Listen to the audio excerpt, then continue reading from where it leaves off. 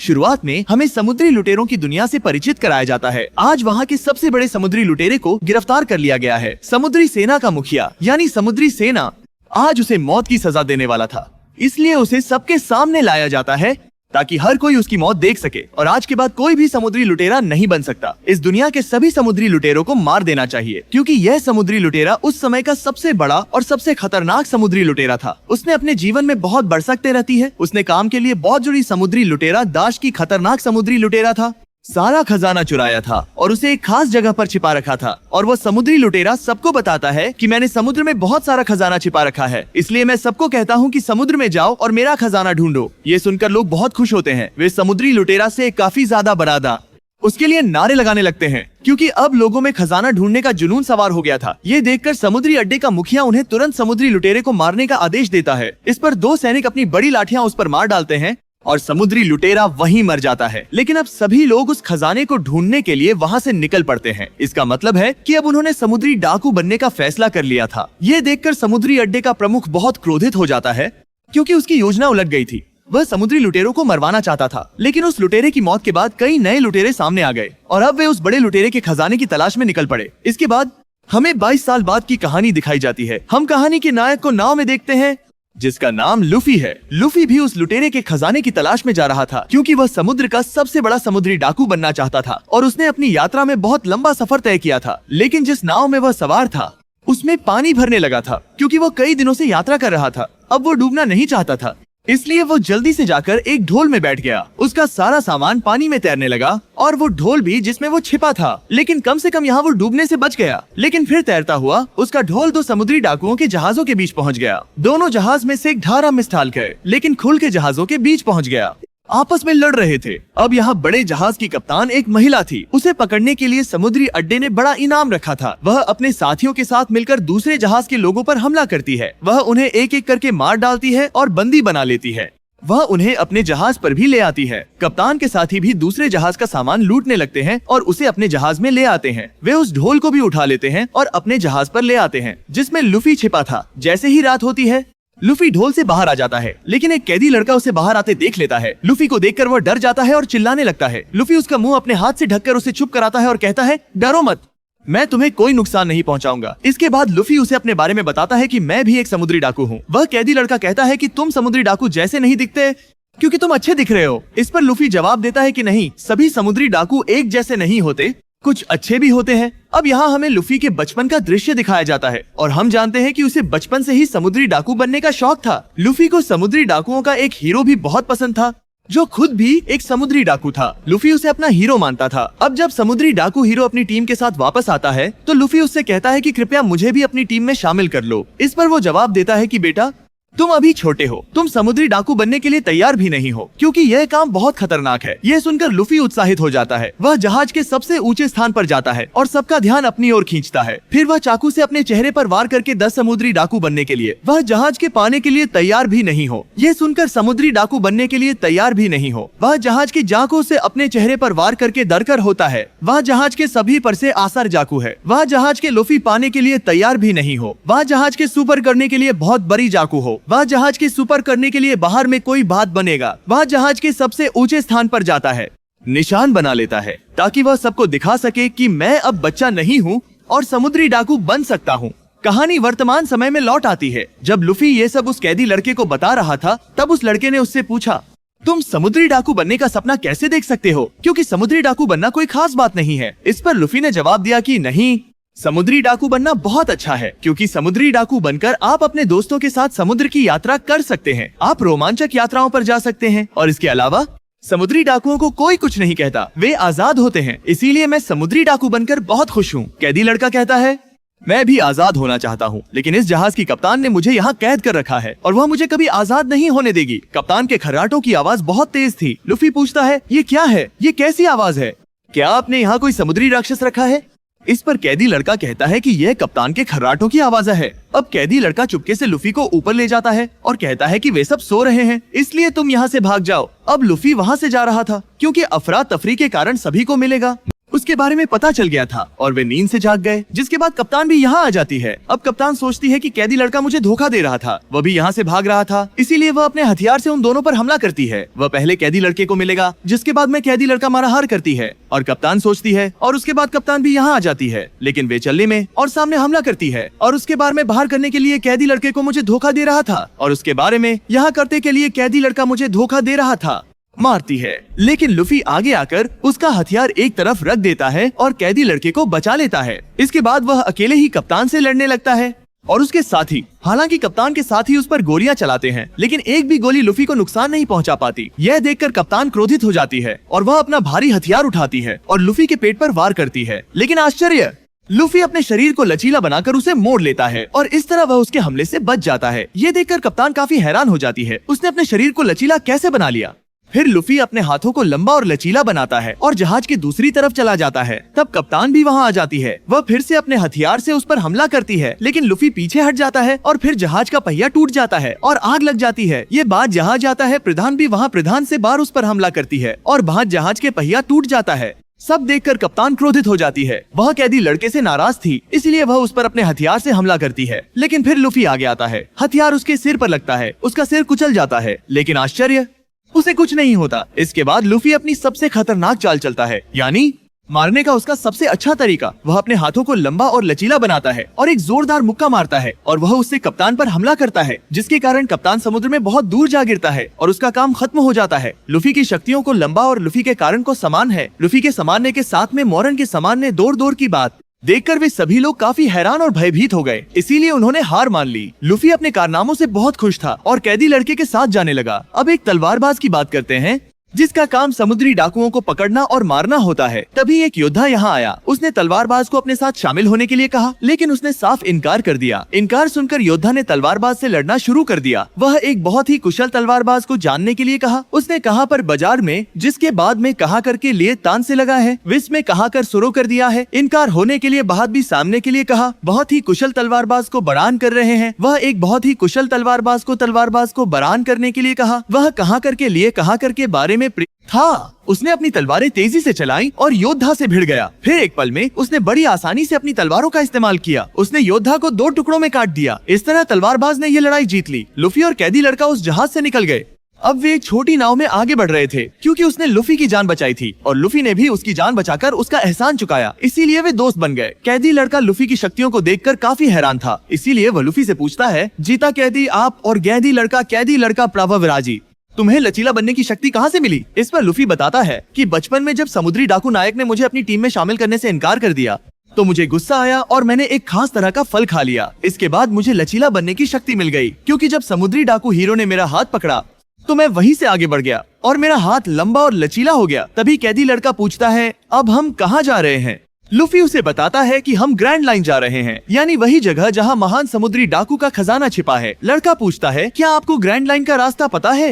जिस पर लूफी जवाब देता है, नहीं मुझे नहीं पता। लेकिन अब लड़का कहता है, मेरा भी तुम्हारे जैसा ही सपना है। मैं भी एक समुद्री सैनिक बनना चाहता हूँ, ताकि मैं जरूरतमंदों की मदद कर सकूँ। यह सुनकर लूफी कहता है, ठीक है, चलो एक काम करते हैं, अब हम यहाँ से समुद्री अड्डे चलते हैं। मैं वहाँ से ग्रैंड लाइन का नक्शा ले आऊंगा और तुम वहाँ रुककर समुद्री सैनिक बन सकते हो। इस पर कैदी लड़का कहता है, वाह ये तो बहुत अच्छा विचार है, चलो करते हैं। और अब ये दोनों समुद्री अड्डे के लिए निकल पड़ते हैं। इसी बीच हमें समुद्र में नामी नाम की एक लड़की दिखाई देती है, जो अपनी नाव में थी और उसकी हालत खराब थी। वह मरने ही वाली थी, क्योंकि उसे बहुत कमजोरी महसूस हो रही थी। जब उसने अपनी आंखें खोली तो उसने वहाँ एक बड़ी नाव देखी, जिसमें 2 लड़के थे। नामी उनसे मदद मांगती है, लेकिन तभी उसे पता चलता है कि ये दोनों समुद्री डाकू हैं। इसलिए वो अपनी नाव में रखे बक्से को कपड़े से ढकने की कोशिश करती है। उसे लगता है कि उसमें कोई कीमती चीज है। ये देखकर दोनों लड़के अपनी नाव से बक्से को कपड़े से करीबन नाव के साथ भागती जा रही है, जिसमें के लिए कैसा बात में बात करते हैं। उसे लगता है कि कपड़े से मांग करते हैं, जिसमें क्या देख सकते हैं। ये देखकर दोनों लड़के के साथ बात में है, जिसमें काम करते हैं, कुछ खरी खरी मांगती है।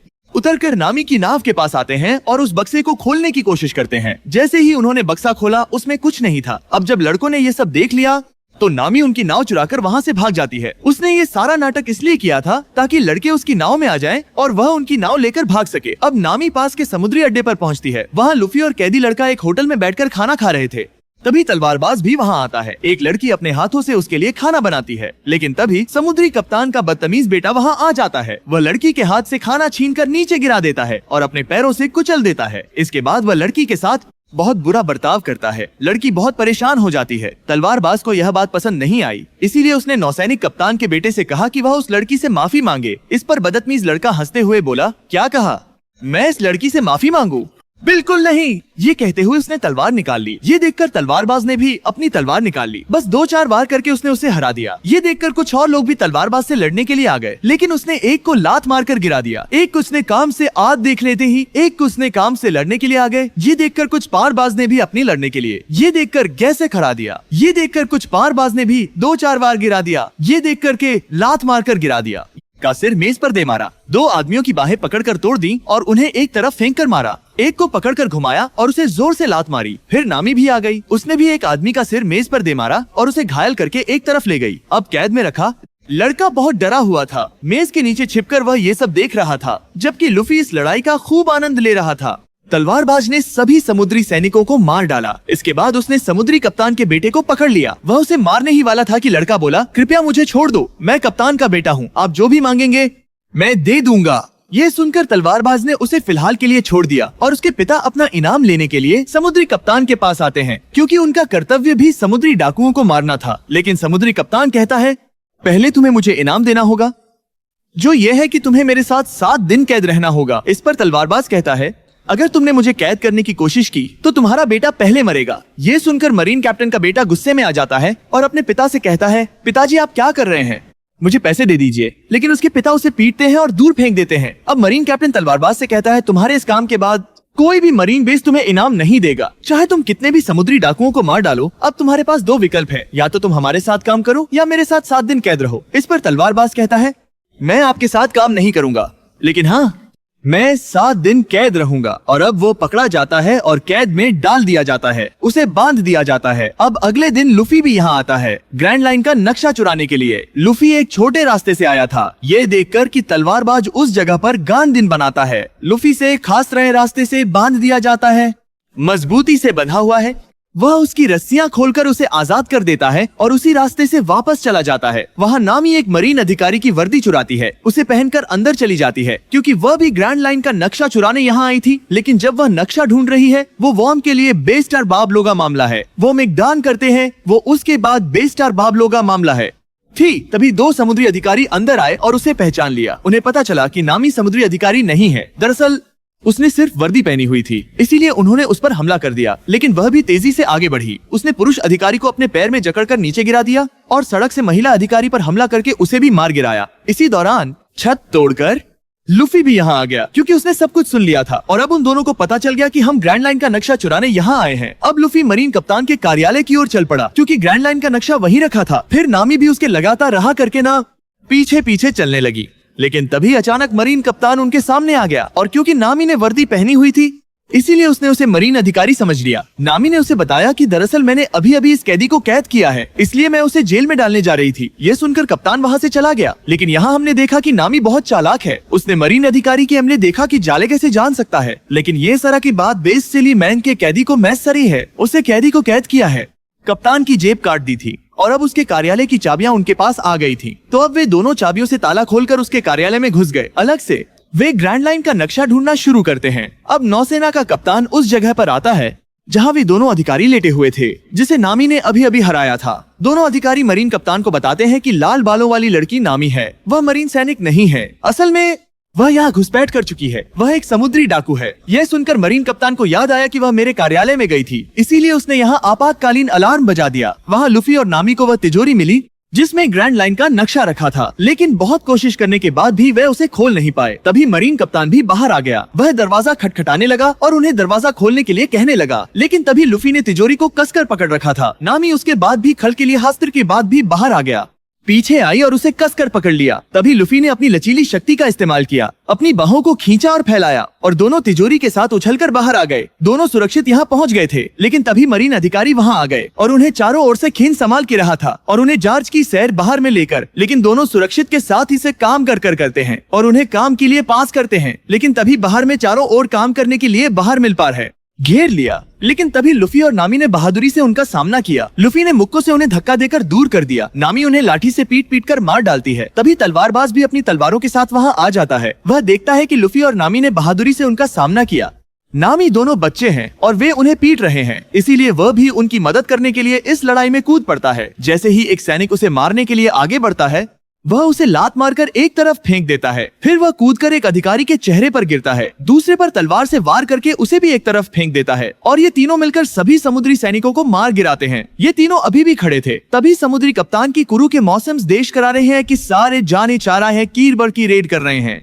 यहाँ आता है। वह उनसे लड़ने आया था क्योंकि उसके हाथ में धारदार हथियार था जिससे वह उन पर हमला करता है। लेकिन तभी लुफी और तलवारबाज सामने आ जाते हैं और उससे लड़ने लगते हैं। हालांकि तलवारबाज अपनी 2 तलवारों से उससे लड़ रहा था, लेकिन समुद्री कप्तान बहुत बहादुर था। वह भारी भी होता जा रहा था, इसीलिए तलवारबाज को अपनी तीसरी तलवार भी निकालनी पड़ी। यहाँ लुफी अपनी लचीली शक्ति का भी इस्तेमाल करता है। वह अपनी बाह लंबी करके उसका सामना करता है, लेकिन समुद्री कप्तान आसानी से उसका हाथ पकड़ लेता है। अब तलवारबाज अपनी तीसरी तलवार अपने मुंह करता है, लेकिन मान से में डाल लेता है और 2 तलवारों से कप्तान से लड़ने लगता है। जैसे ही वह कप्तान पर एक तलवार से वार करता है, वह उछलता है और दूर जा गिरता है। और अब यहाँ लुफी भी अपनी खास चाल चलता है, यानी अपनी बाह को लंबा करके एक जोरदार मुक्का मारकर वह कप्तान के चेहरे पर वार करता है, जिससे वह भी दूर जा गिरता है और वहीं गिर पड़े। और अब आखिरकार वे समुद्री सेना और समुद्री कप्तान से बच गए, जिससे वे बहुत खुश थे। तलवारबाज उनकी ओर मदद करता है। वह तिजोरी उठाता है और उसे लुफी की नाव में ले जाता है। इससे पहले कि वे यहाँ से निकले, समुद्री कप्तान का बेटा बंदूकें लेकर यहाँ आ जाता है। लेकिन तभी कैदी लड़का भी यहाँ आ जाता है और वह उसके चेहरे पर जोर से वार करता है, जिससे वह बेहोश हो जाता है। लुफी उसे देखकर बहुत खुश होता है कि तुम भी यहाँ आ गए, और अब वो उसे अपने साथ ले जाने के बारे में भी सोचता है, क्योंकि अब समुद्री सेना उनके पीछे पड़ी थी। इस पर कैदी लड़का कहता है कि नहीं, तुम जाओ, मैं यहीं रहूंगा अपने सपने को पूरा करने के लिए। मैं एक अच्छा समुद्री अधिकारी बनूंगा, लोगों की मदद करने और क्रूरता को खत्म करने के लिए। उसकी बात सुनकर लुफी बहुत प्रभावित हुआ और अब वह नामी और तलवारबाज को उस नाव में बिठाकर वहाँ से काम करेंगे। लेकिन वो लुफी बात सुनकर आद करबारा हुआ, निकल जाता है। अब हम फिर से समुद्री अड्डे के प्रमुख को देखते हैं, जिसने 22 साल पहले सबसे बड़े समुद्री डाकू को पकड़ा था और उसे सजा दी थी। अब अड्डे के प्रमुख को पता चल जाता है उनके समुद्री अड्डे से किसी ने ग्रैंड लाइन का नक्शा चुरा है, जिसने 22 साल पहले के किस साधार के प्रमुख को देखा जाता है लिया है। ये जानकर समुद्री अड्डे का प्रमुख बहुत परेशान हो जाता है और अब वह भी इस समुद्री अड्डे पर आ गया है। अब हमें जोकर दिखाया गया, जो एक समुद्री डाकू था और उसे भी ग्रैंड लाइन का नक्शा चाहिए था, इसीलिए उसने लुफी के पीछे अपने आदमियों को लास्ट टर्न ही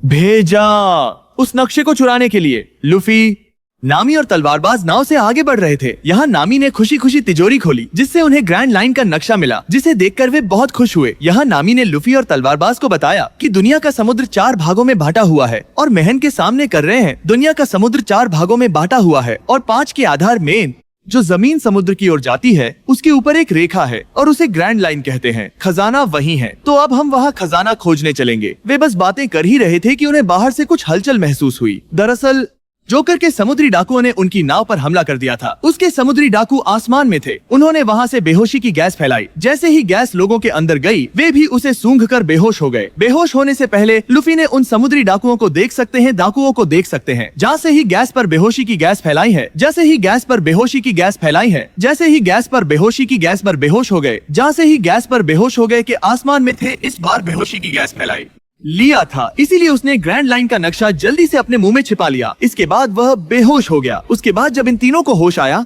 तो उन्होंने देखा कि उन्हें एक बड़े बक्से में कैद कर दिया गया है और उनका सारा सामान जोकर के समुद्री लुटेरों ने ले लिया है। लेकिन लुफी उनसे कहता है कि चिंता न करें, ग्रैंड लाइन का नक्शा मेरे पास बिल्कुल सुरक्षित है, ये मेरे पेट में है। अब जैसे ही बक्सा खुलता है, ये तीनों एक मंच पर होते हैं, जहाँ जोकर और उसके साथी शो दिखा रहे थे। यहाँ दर्शक कैदी थे, उन्हें गुलाम बनाकर ताली बजाने के लिए मजबूर किया जा रहा था। अब इन सबका सरदार यहाँ आता है। उसे देखते ही लुफी पहचान जाता है कि वह एक समुद्री लुटेरा है।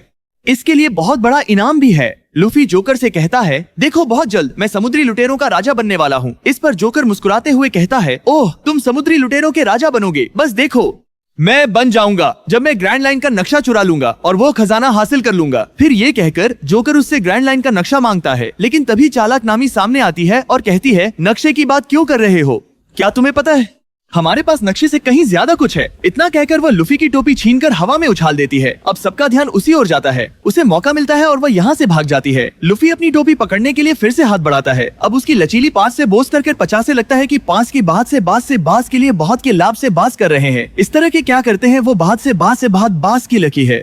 शक्ति देखकर सभी लोग बहुत तनाव में हैं, यहाँ तक कि जोकर भी। उसने ये कैसे किया? अब जब नामी सर्कस से बाहर आती है तो वह देखती है कि जोकर ने उनके पूरे शहर को तबाह कर दिया है। शहर की बुरी हालत देखकर वह भी सोच रही थी। तभी जोकर के लोग यहाँ आते हैं और उसे पकड़ लेते हैं और उसे अपने मुखिया जोकर के पास ले जाते हैं। फिर जोकर के लोग तलवारबाज और नामी को पकड़ लेते हैं और उन्हें अपने साथ ले जाते हैं। जोकर लूफी के पास आता है और उससे ग्रैंड लाइन के नक्शे के बारे में पूछता है, लेकिन लूफी उसे कुछ नहीं बताता, जिससे जोकर क्रोधित हो जाता है और लूफी को दंडित करने के लिए वह उसके हाथ पैर बांध देता है और उन्हें खींचकर लंबा कर देता है, क्योंकि उसे लगा कि ऐसा करने से लूफी को चोट लगेगी। लेकिन लूफी इसके बजाय हंस रहा था, क्योंकि उसे दर्द नहीं हो रहा था बल्कि वो आनंद ले रहा था। अब जब जोकर लूफी के पास आता है, फिर वो उसे उसकी टोपी से पहचान लेता है कि ये समुद्री डाकू नायक की टोपी है। तभी जोकर उसे बताता है कि जब मैं तुम्हारी उम्र का था तब मैं और पायलट नायक एक ही टीम में थे, लेकिन उसने मुझे धोखा दिया था। अब लूफी से नक्शा लेने की बारी थी। तभी जोकर ने एक चाल चली। उसने एक बच्चे को लूफी के सामने लाकर कहा कि अगर तुमने नक्शा नहीं दिया तो मैं उसे मार डालूंगा। ये देखकर लूफी को बार बार है और उसे के लिए नक्शा लेने की बारी थी। गुस्सा आ गया। किसी तरह उसने खुद को छुड़ा लिया। फिर उसने अपनी खास चाल चली। उसने अपनी बाहें फैलाई और एक जोरदार मुक्का मारा। जोकर के चेहरे पर लगा, जिससे उसका सिर धड़ से अलग होकर दूर जा गिरा। लेकिन हैरानी की बात यह थी कि सिर टूटने के बाद भी जोकर मरा नहीं, बल्कि जिंदा था। उसका कटा हुआ सिर बोल रहा था और हंस रहा था। उसका शरीर भी अपना काम कर रहा था। फिर उसका सिर वापस आ गया और उसके शरीर से जुड़ गया। यह देखकर लूफी बहुत हैरान हुआ। तभी जोकर ने उससे कहा कि तुम्हारी तरह मैंने भी वह खास फल खाया था। तभी मुझे यह शक्ति मिली कि मैं अपने शरीर को टुकड़ों में काट सकता हूँ और फिर से जोड़ भी सकता हूँ। अब जोकर वहीं खड़ा रहा, अपना हाथ फैलाया और लूफी की तरफ बढ़ाया। लूफी ने बेहोशी की गैस को फिर से तोड़ दिया, जिसके चलते लूफी भी बेहोश हो जाता है। नामी और तलवारबाज अब वहीं कैद थे, लेकिन नामी के पास ताला खोलने की चाबी थी। इसकी मदद से वह ताला खोलने लगती है। लेकिन तभी जोकर का एक साथी आ जाता है। वह तलवारबाज के पास आकर कहता है कि तुमने मेरे भाई और मेरे लोगों को बहुत बुरी तरह पीटा था और आज मैं इसका बदला लूंगा। मैं तुम्हें भी उसी तरह पीटूंगा। अब तलवारबाज को एक गोल पहिए जैसी चीज से बांध दिया जाता है, जिससे जोकर उस आदमी को पीटता है और चाकुओं की मदद से वह बार बार उस पर निशाना साधता है, लेकिन उसका निशाना चूक जाता है। उसका कोई भी निशाना सही नहीं लगता। इसी बीच नामी ताला खोलकर तेजी से बाहर आ जाती है। वह जोकर के उस आदमी को लात मारकर एक प्राप्त के बारे में कोच चाकू को लगेता, लेकिन पात प्राप्त कर रही है। वो खास की पास सेल बार मेक प्राप्त करते हैं। वह जोकर के कोई भी निशाना प्राप्त करते हैं। जोकर के बार उसके आदमी को लात मारकर के लिए बात मारकर वो हप करके आदमी करते हैं। जोकर के आदमी को बाहर बार मेक प्राप्त करते हैं। जोकर के बार में कार में पर के लिए बार में कोई भी तलवारबाज की तरफ फेंक देती है। तलवारबाज झट से उसे अपनी बाह से पकड़ लेता है। नामी तलवारबाज की रस्सियां खोल देती है। जब वह आजाद हो जाता है तो वह उस आदमी को पीटती है और उसे बेहोश कर देती है और वे दोनों यहाँ से बाहर निकल जाते हैं। अब मरीन बेस का प्रमुख भी यहाँ आ चुका था। यहाँ मरीन कैप्टन मरीन बेस के प्रमुख से झूठ बोलता है ताकि वह कैदी को फंसा सके। वह कहता है कि यह मेरे बेटे की बेस गलती थी। लूफी नाम के इस समुद्री डाकू ने ग्रैंड लाइन का नक्शा चुरा लिया और यहाँ से भाग गया। एक नए समुद्री अधिकारी ने मेरे बेटे को बचाया। उसने कैदी से मिलवाया जो समुद्री अड्डे का प्रमुख था। जब वह कैदी को देखता है तो उसे शक होता है कि वह घबराया हुआ है। उसे लगता है कि वह भी लूफी के साथ है, इसलिए वह उसे अकेले में मिलने के लिए बुलाता है। जब कैदी उससे मिलने जाता है तो मरीन बेस का प्रमुख उससे कहता है, मुझे बताओ तुम कब से उन समुद्री डाकुओं के साथ काम कर रहे हो, क्योंकि मुझे सारी सच्चाई पता है। मुझे यकीन है। बेस का प्रमुख ये भी कहता है कि एक बार तुम्हें लूफी के साथ देखा गया था, तो अब जो भी सच्चाई है मुझे जल्दी बताओ। ये सुनकर कैदी बहुत घबरा जाता है और वह मरीन बेस के प्रमुख को सारी सच्चाई बता देता है। वह कहता है कि लूफी ने मेरी मदद की थी मुझे मेरे कप्तान से छुड़ाने में। फिर हम उस जहाज से भागकर यहाँ आ गए। उसके बाद वह चला गया, लेकिन मैं यही रुक गया क्योंकि मैं मरीन ऑफिसर बनना चाहता था। अब प्रमुख को एहसास होता है कि वह सच कह रहा है, इसलिए वह कैदी को अपने साथ ले जाता है ताकि वे मिलकर लूफी को पकड़ सकें। वहाँ जोकर लूफी को पकड़ लेता है और उसे एक टैंक में डाल देता है।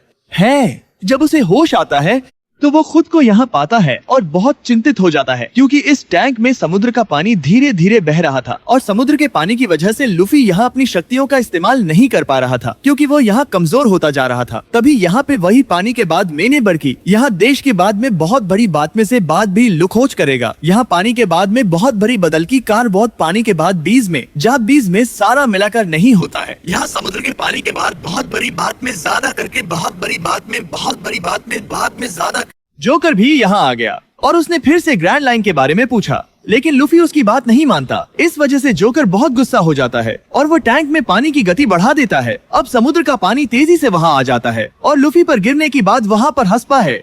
लगता है अब हमें लूफी के बचपन का दृश्य फिर से दिखाया जाता है, जहां उस समय वह बहुत दुखी था जब समुद्री डाकू हीरो उसे अकेला छोड़कर चला गया था। उसके जाने के बाद एक और समुद्री डाकू यहाँ आया जो बहुत बुरा था। आते ही वह लूफी को पकड़ लेता है और उसे पीटने लगता है, उसे परेशान करने लगता है। लेकिन ठीक इसी समय समुद्री डाकू हीरो फिर से यहाँ आ जाता है। जब वह देखता है कि ये लोग लूफी के साथ ऐसा व्यवहार कर रहे हैं, तब वह उस समुद्री डाकू के सभी साथियों को एक एक करके मार डालता है। लेकिन तब तक वह बुरा समुद्री डाकू लूफी को नाव में बिठाकर समुद्र में ले जाता है। लेकिन तभी एक बहुत बड़ा समुद्री राक्षस यहाँ आता है और उसकी नाव पर हमला करता है, जिसके कारण उसकी नाव पलट जाती है और वे दोनों की आप देखती है और वो बात करते हैं कि जापी में भी आप देखते हैं जापी को नाव कर रहे हैं कि तभी में भी जापी कर रहे हैं। और वे दोनों 200 कर रहे हैं कि बात कर रहे हैं कि कार को नाव पर बात कर रहे हैं कि पसर कर बात, और 200 करके करवा है कि खरने की कार करवा है कि समुद्र में गिर जाते हैं। डूबने से वो बुरा समुद्री डाकू वहीं मर जाता है। लूफी के पानी में डूबने और मरने से पहले तभी समुद्री डाकू नायक आकर लूफी की जान बचाता है। इसके बाद वह समुद्री राक्षस फिर से उन पर हमला करने के लिए आता है। उसने अपना बड़ा मुंह खोला और लूफी को खाने ही वाला था। तभी समुद्री डाकू नायक आकर उसे बचाता है। राक्षस ने तुरंत अपना मुंह बंद कर लिया। समुद्री डाकू नायक राक्षस की आंखों में घूरता है। इससे राक्षस बहुत डर जाता है और वहाँ से भाग जाता है। लेकिन लूफी देखता है कि उस राक्षस ने समुद्री डाकू नायक का एक हाथ खा लिया है, जिससे छोटे लूफी को बहुत दर्द होता है। अब लूफी को एहसास होता है कि मैं अभी भी बच्चा हूँ। मैं समुद्री डाकू बनने के बाद दर 200 बाहर डर जाता है। लेकिन जोर देखता है इसके बाद जब कर बाहर खा लिया है बासबारा। लेकिन जांच की लूफी को बहुत दर्द होता है और हाथ करके बाद दर 200 जांच की लूफी को बहुत दर्द होता है। एक साथ खा लिया है बासबारा। इससे राक्षस बहुत डरता है कि आज के बाद आरन आपसे, आज के लोगों के बाद से आपकी लोग के लायक नहीं हूँ। इस समय वीर समुद्री डाकू उस जगह से जाने ही वाला था। जाने से पहले वह अपनी टोपी लूफी को दे देता है, जो लूफी के लिए उसकी आखिरी निशानी थी। उसी समय जोकर लूफी के सामने बुरी तरह घायल हो जाता है, लेकिन वह अपनी टोपी को बचाने के लिए कुछ नहीं कर पाता, क्योंकि पानी भरने से वह टैंक में डूबने लगता है। इस वजह से वह बहुत गुस्से में होता है। इसी बीच नामी और तलवारबाज भी वहाँ आ जाते हैं। नामी टैंक पर वार करती है, जिससे टैंक क्षतिग्रस्त हो जाता है। लूफी भी पानी में बेहोश पड़ा होता है। अब उन दोनों को देखकर जोकर बहुत डर जाता है। वह अपने साथियों को ढूंढने लगता है ताकि मदद के लिए पुकार सके।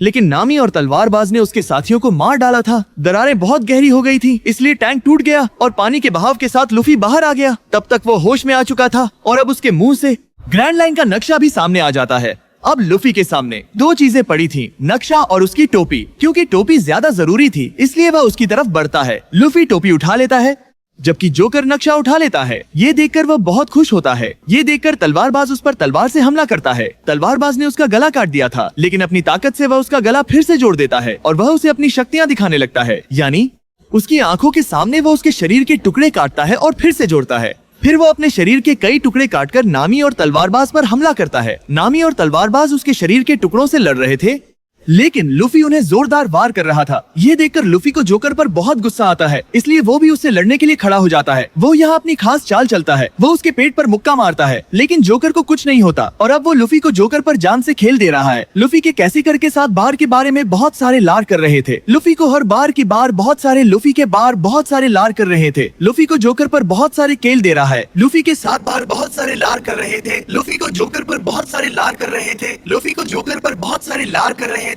पर भी हमला करता है। जोकर का कटा हुआ हाथ आता है और लूफी की गर्दन पकड़ लेता है और उसे गला घोंटने लगता है। तभी लूफी की नजर बगल में पड़ती है। वहाँ बहुत सारे बक्से पड़े थे। लूफी उन्हें नामी को दिखाता है और अपनी पूरी योजना समझाता है। इसके बाद लूफी और तलवारबाज ने ऐसा करके जोकर के शरीर के टुकड़ों को बक्सों की ओर फेंक दिया। नामी ने जल्दी से एक छड़ी की मदद से उन्हें वहीं फंसा लिया। इस तरह जोकर के शरीर के कुछ ही हिस्से बचे। अब वह बहुत छोटा हो गया था। अब लूफी ने अपनी विशेष शक्ति का जल्दी के लिए भाग रहा था प्रयोग किया। उसने अपनी भुजाएं फैलाई और बड़े बड़े हाथ बनाए। उसने दोनों हाथों से उस पर हमला किया और उसे दूर फेंक दिया। इसके बाद लूफी ने वह नक्शा नामी को दे दिया, क्योंकि अब नामी को उन दोनों पर भरोसा हो गया था और वे अच्छे दोस्त बन गए थे। अब तीनों ने वहाँ मौजूद कैदियों को रिहा कर दिया, जिन्हें वहाँ बिठाया गया था। वहाँ मरीन बेस के प्रमुख ने मरीन कप्तान को गिरफ्तार कर लिया था और उसे बांध दिया था, क्योंकि प्रमुख को पता था कि वह अच्छा मरीन कप्तान नहीं है। वह बहुत बुरा और बहुत अन्यायपूर्ण है। वह बहुत क्रूर भी है। अब मरीन बेस के प्रमुख ने जातर बने रहे हैं। अब बहुत सबसे बड़ी दरअत्तर बने रहे हैं। वह बहुत क्रूर भी है और आज का नाम मरीन कप्तान का बात दे रहे कि मरीन बेस का नाम बने रहे कि बात दे रहे कि जात पर बढ़ दे रहे कि जात पर बास का गान्य प्रदेश है। वहाँ प्रमुख से बड़ा बढ़ाकर बात दे रहे हैं, के प्रमुख ने फैसला किया कि अब वह अपनी नई मरीन सेना बनाएगा और लूफी को पकड़ने जाएगा। उसकी नई मरीन सेना सामने खड़ी थी, जिसमें कैदी लड़का और समुद्री कप्तान का बेटा भी शामिल थे। इसके तुरंत बाद लूफी को पकड़ने के लिए वे समुद्र में जाते हैं। वहाँ के समुद्री बात भी कैदी की तरफ से बेट कर दिया है और उसकी नई मरीन सेना पर एक सामने जाते हैं। वहाँ पर बात भी कर दिया है कि प्रमुखों समुद्री में बेट कर दिया है, जो दिखा रखी बनार है। लूफी अपने दो साथियों नामी और तलवारबाज के साथ सबको मुक्त कराता है। नाव में बैठो और वहाँ से चले जाओ। अब नामी अकेली जाती है और किसी को फोन करके बताती है कि ग्रैंड लाइन का नक्शा मुझे मिल गया है और अब मैं आ रही हूँ, ताकि हम यहाँ समझ सकें कि नामी उन्हें धोखा दे रही है और वह किसी और के साथ है। हमें वहाँ से 7 साल पहले का समय दिखाया जाता है, जहाँ लूफी का एक दोस्त, एक बच्चा अपने गाँव में यह अफवाह फैलाता था कि लुटेरे आ गए हैं और जल्दी से छिप जाओ। इस वजह से सभी बहुत डर जाते थे और तुरंत अपने घरों में जाकर छिप जाते थे। अब लोग सोचते थे कि वह सच कह रहा है, लेकिन कुछ समय बाद लोगों को एहसास हुआ कि वह झूठ बोल रहा था। यहाँ कोई लुटेरे नहीं आते थे, इसीलिए अब कोई उसकी बात पर विश्वास नहीं करता। वे न तो डरते हैं और न ही अपने घरों में छिपते हैं। अब कहानी वर्तमान समय में लौट आती है, जहाँ लूफी का वह दोस्त अब बड़ा हो गया है, लेकिन फिर भी वह यह अफवाह फैलाता है कि लुटेरे आ गए हैं, जल्दी से छिप जाओ। लेकिन अब कोई उसकी बात पर विश्वास नहीं करता। लूफी और उसके साथी आगे बढ़ रहे थे, तभी उनका जहाज टूट गया। उसमें छेद हो गया था और पानी अंदर आने लगा। इसलिए नया जहाज खरीदने के लिए वे लूफी के दोस्त के द्वीप पर गए और उन्होंने अपने डायलिंग क्लोक से बात पर हमकी कर दिया। लूफी और उसके साथी ज्यादा बढ़ से 4 हो गया था। लूफी और उसके साथी बात पर हमकी कर दी के बाद बढ़ पड़ा था। लूफी और उसके साथी का किया की बात था। लूफी और उसके साथी बात पर बढ़ा के बात पर से पानी के लिए काम करके बात पर से 4 हो गया। पुराने जहाज को पानी में डुबो दिया ताकि कोई उन तक न पहुंच सके। समुद्री अड्डे का प्रमुख लूफी को पकड़ने के लिए अपनी टीम के साथ आगे बढ़ रहा था। जोकर ने अपने शरीर के सभी अंगों को उन बक्सों से निकाल लिया था। उसने उन्हें आपस में जोड़ दिया था और अब वह पहले जैसा हो गया था। वह भी वहीं खड़ा था। तभी एक अजनबी मछुआरा उसके पास आता है और क्या करते हैं, उनके पास से मांझी था। जोकर ने अपने शरीर के सभी मछुआरा उसके पास आता है और क्या करते हैं, उन्होंने कारी है। जोकर ने पहरा उसके पास कर रहे हैं। कहता है, मेरे साथ चलो, हमारे मछुआरों की मुखिया ने तुम्हें बुलाया है। लेकिन जोकर उसके साथ जाने से इनकार कर देता है और वहाँ से भागने की कोशिश करने लगता है। तभी उस अजनबी मछुआरे ने उसके चेहरे पर एक घूंसा मारा, जिससे जोकर वहीं बेहोश हो गया। फिर मछुआरा उसे उठाकर अपने साथ ले गया। वहाँ लूफी इस द्वीप पर घूम रहा था और अपने इस्तेमाल के लिए एक नए जहाज की तलाश में था। उसे एक जहाज पसंद आया। जब वह उसे देखने गया तो उस जहाज में लूफी का दोस्त था, जो अफवाहें फैलाता था। यहाँ वो लूफी से मिलता है और उससे कहता है कि मैं इस जहाज की देखभाल करता हूँ। अगर तुम्हें ये जहाज चाहिए तो आओ, मैं तुम्हें अपने दोस्त से मिलवाता हूँ, क्योंकि यह जहाज उसी का है। सिर्फ जहाज ही नहीं, पूरा द्वीप उसी का है। यह सुनकर लूफी, नामी और तलवारबाज उससे मिलने के लिए तैयार हो गए और अब लूफी का दोस्त उन तीनों को उसके घर ले जाता है, जहाँ हम उसका घर देखते हैं। वह भव्य और सुंदर था, क्योंकि वह लड़की बहुत अमीर थी। इसके बाद वह लड़की अंदर से बाहर आती है। उसकी सहेली भी उसके साथ थी। लड़की के साथ उसकी सहेली भी थी, जिसका नाम क्लैडोर था। अब इस अमीर लड़की का कल 18वां जन्मदिन है, यानी वह कल 18 साल की हो जाएगी। इसलिए उसकी सहेली यहाँ आकर उसे जन्मदिन की शुभकामनाएं देती है। फिर वह लड़की से लूफी, नामी और तलवारबाज का परिचय कराती है और कहती है कि ये तीनों भी मेरे दोस्त हैं। फिर अमीर लड़की लूफी की सहेली से कहती है कि आज रात तुम और तुम्हारे दोस्त हमारे साथ खाना खाने यहीं रुको। यहाँ पता चलता है कि अमीर लड़की के माता पिता की मृत्यु की मेरेदार हैं और आज रात में किस सारे ज्यादा प्राजा। और अब जा दे के समार के लिए कहते हैं कि साल के रिलोपी का प्राजा है और कहती है कि साल के रिकोटे है की बीच मुख के लिए मैं जा रही है। हो चुकी है और अब वह इस घर में अकेली रहती है, इसलिए उसकी सहेली और नौकर उसकी देखभाल करते हैं। अब जब अमीर लड़की अकेली बैठी थी, तभी चुपके से वह लड़का यानी लूफी का दोस्त उसके पास आता है। जन्मदिन के उपहार के रूप में वह उसे समुद्र से लाया हुआ मोती देता है और उसे खुश करने के लिए वह यहाँ बहुत सी बातें कहता है कि मैं कई बार समुद्र में गया हूँ और एक रोमांचक यात्रा पूरी हुई। बातचीत के दौरान लड़की को खांसी आने लगी। तब लूफी के दोस्त ने उसे चाय दी, जिससे उसे आराम मिला। जब लूफी और नामी कपड़ों के कमरे में गए तो वह बहुत चिंतित थी कि यहाँ इतने सारे कपड़े हैं, हमें कौन सा पहनना चाहिए। तभी तलवारबाज वहाँ आ गया और वह उनसे पूछता है, उस अमीर लड़की के साथ जो लड़का है, क्या तुम उसे पहचानते हो? हाँ, मुझे ऐसा लगता है जैसे मैं उससे पहले मिल चुका हूँ। इस पर लूफी और नामी कहते हैं, नहीं, हमें ऐसा नहीं लगता। क्लैडोर अपनी मीठी बातों से उसे बहुत खुश कर देता है। अमीर लड़की उसे गले लगाती है और कहती है, मैं तुम्हें अपना सबसे अच्छा दोस्त मानती हूँ, तुम मेरे बहुत करीब हो। लेकिन क्लैडोर उसका दोस्त नहीं बल्कि दुश्मन था, क्योंकि अमीर लड़की को मारने के लिए उसने दोनों नौकरों के साथ मिलकर एक योजना बनाई थी, ताकि उसकी मौत के बाद सब कुछ उसका हो जाए और वह इस द्वीप पर राज कर सके। इसी वजह से क्लैडोर लड़की को रोज जहर देता था, जिसकी वजह से लड़की को सार कर दिया था और उनको सारा इस द्वीप पर नाच देखा था। उसकी क्लैडोर लड़की को आप कर दिया जाता। उसकी बात बेखजार बीमार थी। यहाँ दोनों नौकरों ने लड़की को मारने के लिए एक जहरीला सूप बनाया था ताकि उसके 18वें जन्मदिन से पहले उसे मार सकें। फिर रात में एक पार्टी होती है जहाँ लूफी, नामी और तलवारबाज खूब मजे करते हैं। वे स्वादिष्ट खाना खाते हैं। यहाँ नामी एक आदमी से बात करती है जो यहाँ एक खास व्यक्ति था क्योंकि वो अमीर लड़की का कारोबार संभालता था। वो यहाँ का व्यापारी था। अब अमीर लड़की क्लैडोर के साथ यहाँ आती है और बाज बार करती है, अपने व्यापारी से मिलती है। अब तलवारबाज क्लैडोर से बात करता है और उससे पूछता है, लगता है तुम मुझे जानते हो, क्या हम पहले मिल चुके हैं?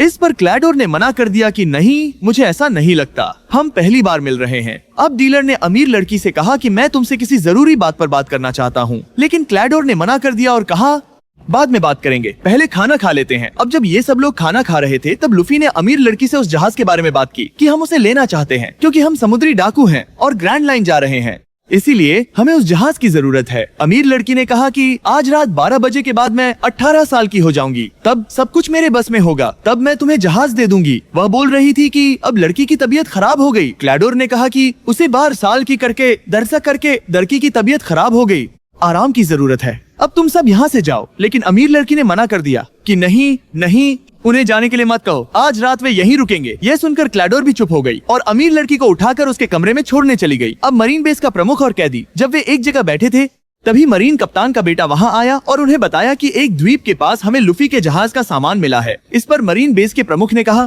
तो इसका मतलब है कि लूफी उस द्वीप पर गया है, इसीलिए अब आप दोनों उस द्वीप पर जाइए और लूफी को यहाँ ले आओ। अब जब डीलर अकेला था तब क्लैडोर उसके पास आता है क्योंकि वह डीलर को मारना चाहता है। कारण यह था कि डीलर को क्लैडोर के बारे में सच्चाई पता चल गई थी। आज रात वह अमीर लड़की को सारा मामला बता देगा। अब यहाँ हमने देखा कि क्लैडोर के पास भी दौड़ने की गति और तलवार चलाने की लेक्स में 5 बार हार करेगा की शक्ति है। उसके हाथ में 5 तलवारें थी। वह उन्हें डीलर के शरीर में घुसा देता है और उसे बुरी तरह मार डालता है। अब हम जोकर को देखते हैं जिसे मछुआरा अपने मुखिया के पास लाया था। मुखिया जोकर से कहता है कि मैं यहाँ का सबसे बड़ा और सबसे खतरनाक समुद्री डाकू हूँ, अगर तुम यहाँ से कुछ भी लूटोगे तो उसका आधा मुझे देना होगा। इस पर जोकर कहता है, लेकिन मैं कुछ नहीं कर सकता, यहाँ लूफी नाम का एक लड़का हर जगह घूम रहा है, उसके पास ग्रैंड लाइन का नक्शा भी है, वह उस खजाने को खोज लेगा। इस पर मछुआरे का मुखिया कहता है, लूफी कौन है और वह अभी कहाँ है? जोकर कहता है कि मुझे छोड़ दो, मुझे नहीं पता कि वो अभी कहाँ है, लेकिन मैं उसे ढूंढने में तुम्हारी मदद कर सकता हूँ। इस पर मुखिया विश्वास करके उसे छोड़ देता है। अब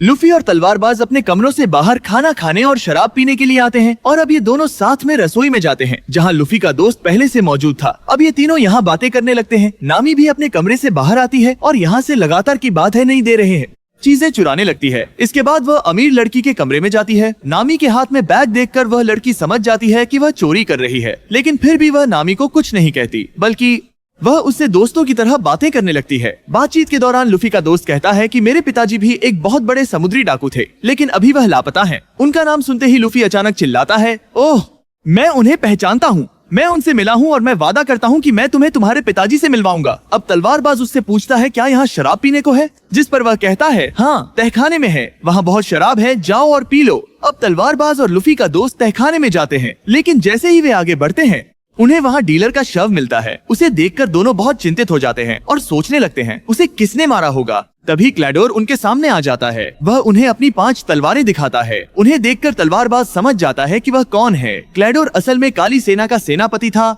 जो कुख्यात समुद्री डाकू थे। उसके लिए इनाम के तौर पर बहुत सारा पैसा दिया गया था। तभी अचानक तलवारबाज ने उस पर अपनी तलवार से हमला कर दिया, लेकिन उसकी तलवार नीचे गिर गई। इस तरह वह हमले से बच गया। फिर क्लैडोर अपनी तेज गति से वहाँ से गायब हो रहा है गया। इसी बीच क्लैडोर के 2 साथी नौकर वहाँ आ गए। एक नौकर ने तलवारबाज के सिर पर कुछ मारा और उसे बेहोश कर दिया। ये देखकर लूफी का दोस्त एक छोटी सी जगह से तेजी से भाग गया और नौकरों के हाथों पकड़े जाने से बच गया। अब क्लैडोर वापस आ गया और अपने नौकरों को उनके शव ढूंढने के लिए एस पर कर दिया। कहा, यानी व्यापारी और तलवारबाज के, ये कहते हुए कि वो यहाँ से चला गया है। लूफी रसोई में आया क्योंकि उसे भूख लगी थी, इसलिए वो जहरीले सूप को देखकर खुद को रोक नहीं पाया और उसने सारा सूप पी लिया। इसलिए वो मरा तो नहीं, लेकिन तुरंत बेहोश हो गया। वहाँ नामी भी अमीर लड़की से बात करने के बाद उसकी अच्छी दोस्त बन गई और नामी ने जो सामान चुराया था वह सब वापस रख लिया। वहाँ दोनों नौकरों, व्यापारी के शव और बेहोश तलवारबाज को एक कुएं के पास लाया गया और उन्हें कुएं में फेंक दिया गया। इसके बाद वे भी वहाँ से चले गए। लूफी का दोस्त जो पहले से ही बहुत घबराया हुआ था अब फिर से हर घर में जाता है और इस बार सच कहता है कि मेरा विश्वास करो, जाग जाओ, लुटेरे सचमुच यहाँ आए हैं। हालांकि इस बार वो सच कह रहा था, लेकिन कोई भी उस पर विश्वास करने को तैयार नहीं था। तभी लूफी का दूसरा दोस्त जो कैदी था अपने साथियों के साथ यहाँ आता है। यहाँ लूफी का दोस्त कैदी को सब कुछ बताता है कि काली सेना का कप्तान यहाँ आया है और सबको मार रहा है। मैं उसके बारे में बताने आया हूँ। इस पर मरीन कप्तान का बेटा कहता है कि ये झूठ है। काली सेना के कप्तान को मेरे पास की रहा है कि काली सेना का कप्तान की उसमें का और सबको करता है। पिता ने मारा था, इसलिए हम यहाँ काम करने आए हैं। हम यही करेंगे, लूफी को ढूंढेंगे। उसका नाम सुनकर लूफी का दोस्त कहता है, तुम लूफी को ढूंढने आए हो, वह भी यही है। और अब वह उन्हें लूफी के पास ले जाता है। वहाँ नामी रसोई में आती है और बहुत चिंतित हो जाती है कि लूफी यहाँ बेहोश पड़ा है। उसे कुछ समझ नहीं आता, सूप पीने के बाद वह बेहोश कैसे हो गया। तभी उसे कुछ हलचल महसूस हुई और वह झट से भागी और एक जगह छिप गई। वहीं पर क्लैडोर और उसके साथी आ चुके थे। दो नौकर उनकी बातें सुन रहे थे। नामी सब कुछ समझ गई। वे क्या करने वाले हैं? वे इस अमीर लड़की को मारने वाले हैं। लूफी का दोस्त घर के बाहर खड़ा था। वह समुद्री सेना को लेकर आया था। जैसे ही क्लैडोर दरवाजा खोलता है, लूफी का दोस्त बताता है कि वह काली सेना का कप्तान है, लुटेरा है। लेकिन क्लैडोर उस पर आरोप लगाने लगता है और कहता है कि उसका मानसिक संतुलन ठीक नहीं है, इसीलिए वह अक्सर ऐसी बातें करता है। वह बचपन से ही ऐसी कहानियां बनाता आ रहा है। ये सुनकर लूफी के दोस्त की बातों पर किसी को विश्वास नहीं होता, सिवाय उस कैदी लड़के के। उसे लगा कि क्लैडोर झूठा है और लूफी का दोस्त सच कह रहा है। अब समुद्री कप्तान का बेटा क्लैडोर को बताता है कि लूफी यहाँ है। तब क्लैडोर हाँ कहता है और लूफी को, जो अधमरा था, उनके हवाले कर देता है। अब नामी वहाँ से बाहर आती है। वह नौकर पर कलम से हमला करती है और उसे बेहोश कर देती है और वहाँ से भाग जाती है। लूफी का दोस्त भी वहाँ से भागकर उस अमीर लड़की के पास आता है। क्लैडोर उस कैदी लड़के से पूछता है, तुम यहाँ क्या कर रहे हो? यहाँ से चले जाओ। वह उसका अपमान करता है और उसके सामने दरवाजा बंद कर देता है। अब नामी भी उस अमीर लड़की के पास आ गई जहाँ लूफी का दोस्त पहले से मौजूद था। अब यहाँ नामी और लूफी का दोस्त एक साथ है। वह अमीर लड़की को क्लैडोर की सच्चाई बताता है कि वह तुम्हारा दोस्त नहीं बल्कि दुश्मन है और सब कुछ हथियाने के लिए तुम्हें मारने की साजिश रच रहा है। अब वह कार की खलार है कि उसके लिए कार की खलार है कि अब वह मारने की साजिश रच रहा है।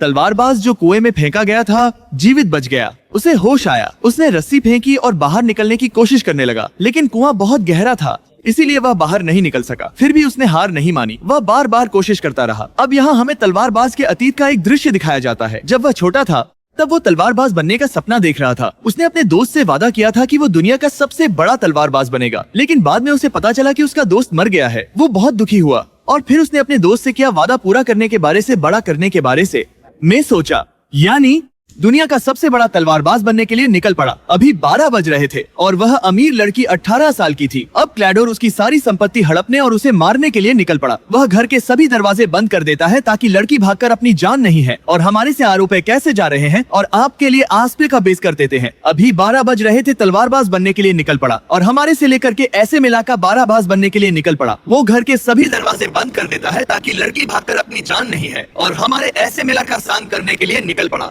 बचा सके। इसके बाद वह अपने हथियारों और धारदार हाथों के साथ अपने नौकर साथियों के साथ उस अमीर लड़की के कमरे में जाता है। लेकिन अमीर लड़की पहले से ही लूफी के दोस्त और नामी के साथ गुप्त रास्तों से भाग रही थी। ये लोग दीवारों के अंदर बने हुए थे और एक संकरे रास्ते से जा रहे थे। तभी अमीर लड़की को खांसी आई और क्लैडोर ने उसकी आवाज सुन ली। उसे पता चल गया कि वे कहाँ हैं, इसीलिए उसने अपना तलवार वाला हाथ उस दीवार पर रख दिया। तीनों तलवारों से बाल बाल बचे और अब वे तेजी से वहाँ से भाग गए। तलवारबाज ने अब खुद कुएं से ऊपर आने की कोशिश की। वह ऊपर चढ़ रहा था लेकिन बार बार गिर रहा था, लेकिन इस बार भी उसने हार नहीं मानी और बहुत हिम्मत जुटाकर फिर से उठ खड़ा हुआ। उसने ऊपर चढ़ना शुरू किया और आखिरकार वह कुएं से बाहर आ गया। वहाँ कैदी लड़का लूफी को अपने साथ ले जा रहा था। लूफी को होश आ गया तो कैदी लड़का उसके पास गया। अब लूफी पूरी तरह होश में आ गया था।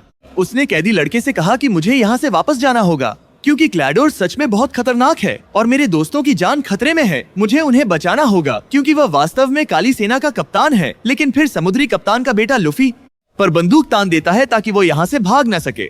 इसी बीच तलवारबाज भी यहाँ आ चुका था और वह अपने सभी साथियों को मार डालता है। फिर वह समुद्री कप्तान के बेटे को घूंसा मारता है जिससे वह भी वहीं बेहोश हो जाता है। इसके बाद लूफी और तलवारबाज अपने साथियों को बचाने के लिए बाहर जाते हैं। घर में तीनों यानी लूफी की दोस्त अमीर लड़की और नामी एक पुराने कमरे में छिप जाते हैं। लेकिन तभी क्लैडोर भी वहाँ आ जाता है। उसे शक था कि वे यहाँ हैं, इसलिए वह उन्हें ढूंढने लगता है।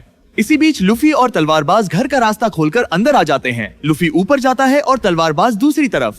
तलवारबाज के सामने क्लैडोर के दो नौकर एक साथ आ जाते हैं, इसलिए वह जल्दी से अपनी तलवार निकालता है और उनसे लड़ने लगता है। जैसे ही अमीर लड़की और नामी बाहर आती हैं, क्लैडोर तेजी से आगे बढ़ता है और उन्हें पकड़ लेता है। वह उन्हें मारने ही वाला था कि तभी लूफी का दोस्त अपने हथियार से उस पर निशाना साधता है, लेकिन इस बार भी वह बच जाता है। क्लैडोर को कुछ नहीं होता। फिर क्लैडोर पूरी रफ्तार से उसके करीब आता है और उस पर हमला करके उसे दूर फेंक देता है। फिर वह अमीर लड़की और नामी के पास आता है। वह अमीर लड़की को मारने के लिए अपना तलवार नुमा हाथ उठाता है, लेकिन तभी लूफी पीछे से आ जाता है। वह अपने हाथ को लचीला और लंबा बनाकर उसे पकड़ लेता है और इस तरह हमला करके दूर फेंक देता है। वह अमीर लड़की को मारने के लिए बार बनेगा रही है। अमीर लड़की को बचा लेता है। इसके बाद लूफी क्लाइडोर से लड़ने लगता है। अपनी लचीलेपन की शक्ति का इस्तेमाल करते हुए वह उसे उठाकर मारने की कोशिश करता है, लेकिन क्लाइडोर बहुत खतरनाक और शक्तिशाली था, इसलिए लूफी लंबे समय तक उसका मुकाबला नहीं कर पाता।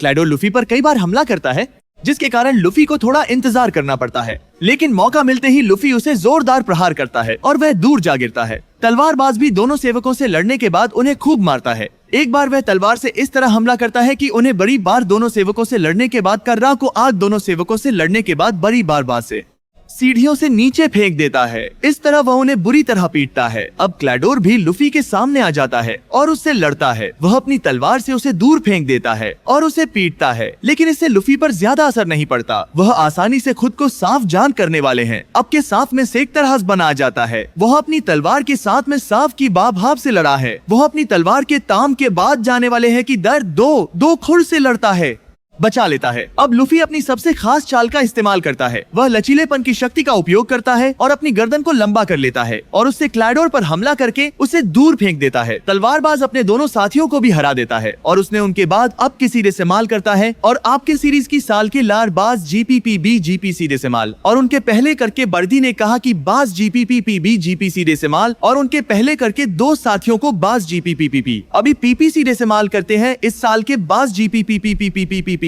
तीनों को बंदी बना लिया। इस तरह उन सभी दोस्तों ने उनसे लड़ाई की और उन्हें हरा दिया। नामी को छोड़कर बाकी सभी बच गए। नामी कहती है, हमें यहाँ से जल्दी निकलना चाहिए क्योंकि नौसेना को पता चल गया है कि हम यहाँ हैं। वे हमें पकड़ने आ रहे होंगे और क्योंकि उनके पास भागने के लिए कोई जहाज नहीं था, इसलिए अमीर लड़की उन्हें वही जहाज दे देती है। अब यहाँ लूफी का दोस्त माना जाने वाला वो लड़का भी उसके साथ इस साहसिक यात्रा पर जाने के लिए तैयार हो जाता है और अब वे चारों उस जहाज में बैठकर इस द्वीप से निकल जाते हैं। अब हम देखते हैं कि क्लाइडोर भी मरा नहीं था बल्कि बच गया था और वो भी नाव में बैठकर इस द्वीप से निकल गया। कैदी लड़का वापस आ गया था, जहां वह समुद्री अड्डे के प्रमुख से माफी मांगता है। कृपया मुझे माफ कर दीजिए, मैंने बहुत कोशिश की लेकिन मैं लूफी को पकड़ नहीं पाया। प्रमुख उससे कहता है, चिंता मत करो, तुमने कोशिश की और अपना काम भी पूरा किया। तुम उन लोगों को द्वीप से बाहर ले आए, बस इतना ही काफी है। अब हम उन्हें पकड़ेंगे। वह ऐसा इसलिए कह रहा था क्योंकि वह अपनी दूरबीन से लूफी का जहाज देख पा रहा था और समुद्री अड्डे का प्रमुख कहता है कि वो अपना वारा है के साथ दीस गिरे और अपना उनके जहाज पर जल्दी हमला करो। वहाँ वे सभी लोग अपने नए जहाज पर खूब मजे कर रहे थे। वे खुशी खुशी अपनी यात्रा पर आगे बढ़ रहे थे, लेकिन तभी उन पर बमबारी शुरू हो गई। ये देखकर सारे दोस्त आ जाते हैं। लूफी दूरबीन से देखता है कि ये सब कौन कर रहा है और वह वहाँ समुद्री अड्डे के प्रमुख को देखता है। उन्हें देखकर लूफी काफी हैरान हो जाता है और कहता है, ये मेरे दादाजी हैं। ये सुनकर तीनों काफी चौंक जाते हैं। लूफी की दोस्त नामी और तलवारबाज ने कहा, ये तुम्हारे दादा हैं। जब लूफी ने हाँ कहा तो वे सोचने लगे कि वह ऐसा क्यों कर रहा है। उसकी हैरानी के साथ ही कहानी यहीं खत्म हो जाती है। वीडियो अच्छा लगा हो तो इसे लाइक और शेयर कीजिए। कमेंट करके बताइए कि आपको ये वीडियो कैसा लगा और अगर आप हमारे चैनल पर नए हैं तो हमारे चैनल को सब्सक्राइब करके बेल आइकन जरूर दबाइए। मैं मिलता हूँ आपसे बहुत ही जल्द अगले वीडियो के साथ। शुक्रिया।